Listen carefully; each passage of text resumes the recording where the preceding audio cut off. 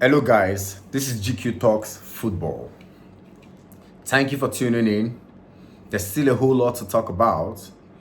If you haven't seen my previous video about Enzo Fernandez most likely out of Chelsea and how other crops of players have been speaking out, they are now speaking out, speaking their minds, expressing their emotions, how sad they are, talking about how and what we think about the Bluco model and how it's destroying our prestigious team Chelsea. Please kindly go and watch the previous video before you come to this one. But if you want to see this one first, before going back to that one, that is fine. But please like, share, and subscribe to GQ Talks Football right here on YouTube, same on TikTok, and same on Instagram, as well as on the WhatsApp channel, GQ Talks Football. There's a whole lot going on. Let's dive right into it. Marc Cucurella. Marc Cucurella is the newest player to speak up right now at Chelsea Football Club. These players are out there on international duties, and some of them are being interviewed by different sports media companies and journalists. And personally, I'm proud that these players are no longer holding back. And this is to let you know that a whole lot of them are actually feeling completely knackered about what's going on in Chelsea. The old model and the old strategy, from the transfer of method that this ownership are carrying out to exchanging of coaches here and there. They've been here just 4 calendar years and we've had about 5-6 coaches already. This is messing up with these players. And I'm very happy that a whole lot of them are not just being mediocre kind of players and just holding things back and just watching like zombies. But right now, a whole lot of them are speaking up. After Enzo Fernandez has spoken about 2 or 3 times, Moises Caicedo spoke up. Malo Gusto spoke. Kopama spoke. Kopama talked about how unhappy he is with Enzo Maresca being kicked out of the football club. And just after that, Kopama actually have spoken twice. Recently, Kopama expressed his dissatisfaction and how much he has missed Nicholas Jackson. Yes, surprising, yeah? I'm not surprised.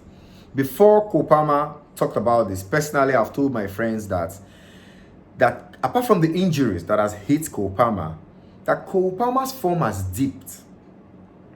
And that's because he no longer has that link-up play he was having with Nicholas Jackson. We all have our criticism about Nicholas Jackson, but we should not forget that he has almost the perfect link-up play with Kopama. And that's why Kopama was able to score 18 goals and about 14 assists, if not more, last season, hitting double figures on goals and assists. So Kopama, thank you.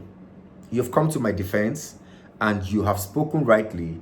So apparently, I think I still have my football IQ top notch. I've been saying it, that Kopama has not had that link-up play in any other player in the Chelsea team like he had with Nicholas Jackson. Right now, Ja Pedro would have been that player, but they haven't really had so much time playing together because Kopama has been out injured. The few times he has come in, the entire team in itself are not doing so well. So Kopama spoke up about his dissatisfaction and how disheartened he feels about Enzo Maresca being sacked and that he misses Nicholas Jackson. He said it. Go check it out if you've not seen that report. Just check it out. That came from Kopama. So right now, I think Kopama is one other player that most likely is going to join Enzo Fernandez out of Chelsea because he's picking up. Gusto spoke up. Gusto is one of the senior players right now in the team. Though young he is, but over the last 2-3 seasons, he has proven to be one of the top players also in Chelsea. I'm not saying the best, I'm saying top players. If you're talking about the best players in Chelsea, then you're talking about definitely Cole Palmer, Reece James, Caicedo, Enzo Fernandez, and of course, João Pedro, and our recent boy in Estavo Williams. So these are the best players we have. I hope I'm not missing out on any name, but those are the players that I know that the best players at Chelsea right now. But top players, we have top players in the mix. Top players who are speaking up, like Malo Gusto. So Enzo Fernandez leaving Chelsea. I think Cole Palmer might be the one following next. Caicedo refused to a pay rise. Cucurella refused, and Gusto, because these guys are now thinking. I've been saying it in all my videos recently that do not be surprised. As a matter of fact, I encourage Chelsea fans all over the world to start making their peace with some of these players walking out the door come the end of this season, especially if we do not qualify for the Champions League, which I personally, from where we're standing right now, I think we're not going to qualify unless something changes drastically and we have a miracle happening, meaning the God of football being on our side, which over the recent years seem to be our lot. We've been lucky on a whole lot of things.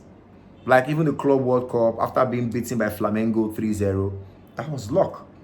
Because if you look at the whole trajectory of that competition, if we had won Flamengo, probably would have met with Bayern Munich. And most likely they would have kicked us out of that tournament then. So that disappointment of we losing, to Flamengo was indeed a blessing that took us to the finals when we played against PSG and we knocked them out, lifting up the Club World Cup. So that is that about that. Let's hope miracle happens in our favor for us to qualify for Champions League. But best believe, if we do not qualify for the Champions League, these best players and some of the top players we have at Chelsea would most likely leave. And of course, they're not even well paid, if you ask me. These players, they're ambitious guys. They know that they can walk into most of the top teams in the world and they'll make the top 11. They'll make the first team. And they know that they will have increase in their payments. Like I said in my previous video, Cole Palmer walked into Manchester City, straight into the first team, and of course, earning no less than 300,000 a week. If McGay can earn about that, how much more Cole Palmer? An English boy, a national team player, playing for England, going for the World Cup, is a top player all over the world. People know that. Best believe minimum £300,000 weekly for Cole Palmer. These guys know this. But now, what are we doing at Chelsea? Performance incentivized kind of payments? Please, I don't know. It's just sad, really. It's really, really sad. Very sad. So, back to Marc Cucurella. Marc Cucurella was interviewed. And believe me, right now, with what Marc Cucurella has said, he has put Bluco in the mud. To them, it's a bad thing, but for we Chelsea fans, beautiful. Marc Cucurella wouldn't have put it any better. Any better. He did say that Chelsea is a good team. Chelsea is a beautiful team. But this old transfer model, transfer method, it's not the best, especially for them, the top players who have ambitions, who are looking at winning silverwares and other stuff. That Chelsea have good crop of players. The players they are signing, that they are good, but these are ones for the future. That what about them who have ambitions, who are already playing to win silverwares, who are looking at winning Premier League, winning Champions League? What happens to them and what happens to their dreams? Now look at PSG, the game of PSG, he said that we lacked experience. That most of the players in that team have not played matches of that magnitude before. And that's the truth. That if we had kept our cool, we had experienced players that even at 2-2 would have maintained that, knowing that we have something to play for going back to Stamford Bridge. Even when it was at 3-2, that's still a good result. But that they lost it and a top team like PSG capitalized on it and they capitulated. He didn't put it any worse than that. So he had put it in the best way. He said, look at the teams like PSG and the rest. Look at them and look at us. So he spoke quite well. He has said that Liam Rossini is a top gaffer, but then they were already used to the way Enzo Maresca wanted them to play. And if you ask me, on hindsight, if you look at the way Chelsea were playing after Liam Rossini signed for us and were doing so well, people believe in this new coach bounce back or new coach syndrome kind of stuff. But I think it's the muscle memory of these players playing the same way and the same thing that Enzo Maresca has left behind. So now that Liam Rossini has some little time to create some tweaks here and there, everything has capsided. So the players right now are trying to play in his own way and in his own style. And of course, it will show in the defense, the midfield, and the attack. So right now, everything has capitulated. And he was saying that this ownership actually do not even think about them, because even if they had their differences with Enzo Maresca, they probably would have left him till at least end of the season and then bring in a new gaffer, which they would now start getting used to. But they were already used to Enzo Maresca. They were playing as a team, playing in sync, knowing what he expects of them and how to execute what he expects from them. You and I, Chelsea fans, we know that. We know how Enzo Maresca tweak things to suit any and every team we want to play. He doesn't use the same kind of strategy pattern. It might seem like the same formation, but no. If you know football very well, you see little tweaks here and there. And like we did against this same PSG team at the Club World Cup, when in the first 30 minutes of the first half, we're done and dusted. We have already won that match. Tweakings here and there. That's what Enzo Maresca does. Enzo Maresca was indeed a fantastic coach. When we were past signing him, we had our doubts. We were skeptical. We were thinking, okay, a coach from the championship side and all this stuff. But he has proven himself to be a top gaffer. But that wasn't good enough for this useless ownership that we have. And the best thing they could think of was to kick him out. Like I said in my previous video, one of the worst things that can happen to you as a person is to have individuals around you who don't listen. And even you as a person, if you're the type of person that doesn't listen, please change that. It is good to listen. If this ownership has been listening, the best time we would have taken this team, this Chelsea team, to the top was just right after the Club World Cup, after we had lifted that cup. A whole lot of players, top players wanted to play for Chelsea. It was the right time to go out there, get these sets of players to come play for Chelsea. Setting a standard, and that way we'll have Enzo Maresca 2.0. Because last season it was Enzo Maresca 1.0. And we're seeing that this guy was doing so well, getting to use these players in the right style of game that suits them, and he has been doing so well. They should have given him the players he wanted. From the goalkeeper, Mike Maignan, from AC Milan, another top player to replace Liverpool when he got defender, and a good striker. Can you imagine Roman Abramovich not buying players like Victor Osimhen or at least Victor Gyökeres when they were available? Do you think Roman Abramovich wouldn't have gone for players like that? Do you think so? Do you think so? Or Bastoni from Milan? You think he won't go for players like that? Or Anthony from Benfica? Other top players? Or wanted to go for Nico Williams for Atletico Bilbao? Or when Rodrigo for Real Madrid was available? At some point, so to speak, Mbappe was somewhat available, even though his heart was locked for Real Madrid. But Roman Abramovich and Marina then had their way of turning the hearts of players to come to Chelsea.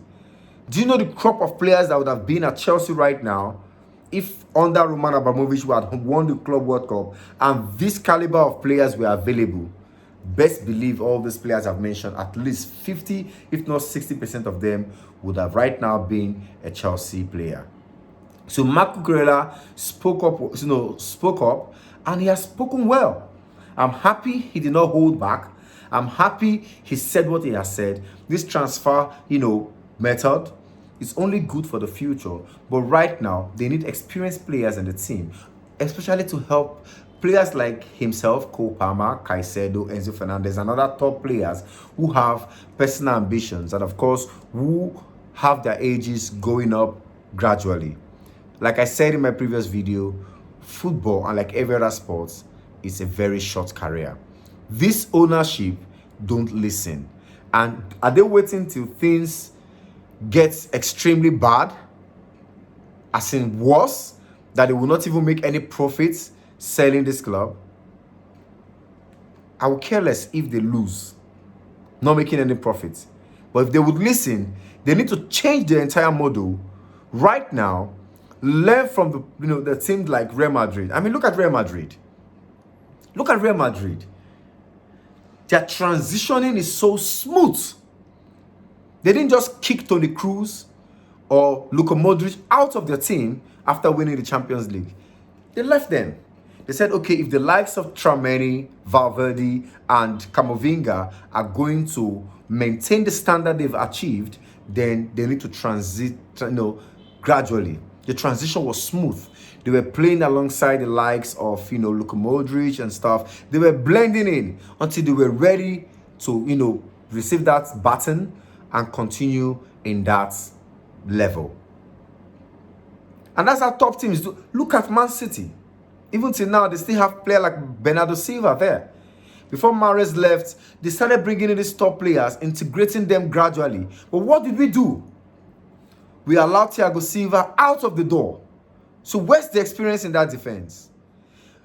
Beautiful player like N'Golo Kante. We kicked him out, even if we had already promised him to renew his contract just the transfer window before then. And then what happened? Players like Mason Mount that we also promised a new deal. What happened? Look at N'Golo Kante going to Saudi Arabia. Watch out for that guy cooking in this club, in this next World Cup. Watch out for him. These players ought to have remained in Chelsea, blending with these new players, so that these new players will be gaining some level of experience, so that the transitioning will be smooth. And the Chelsea players as a whole, and we the fans, won't feel it so much. And it will make things even much easier for a new gaffer or any gaffer that we have. But this set of ownership that we have, it's just a pity. It's just a pity. Bluco, get out! They need to get out. Because what they are doing to our football club, they are ruining things for us. Please, I don't want to get emotional right now. Until we see again, please, people, encourage this brother.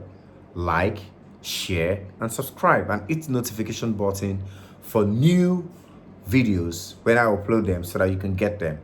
And then most importantly, I would like to get your comments, what you think about this whole thing, about Marco Cucurella speaking up and all the top players speaking up. What do you think? Do you think these players are going to remain at Chelsea come the end of the season? Do you think Bluco, we should give them some chance, or they should get out? For me personally, they should get out already, like yesterday. So please follow me also on TikTok, on Instagram, on GQ Talks Football. Until next time, like I always say, let peace reign in the world. Peace out. Thank you very much.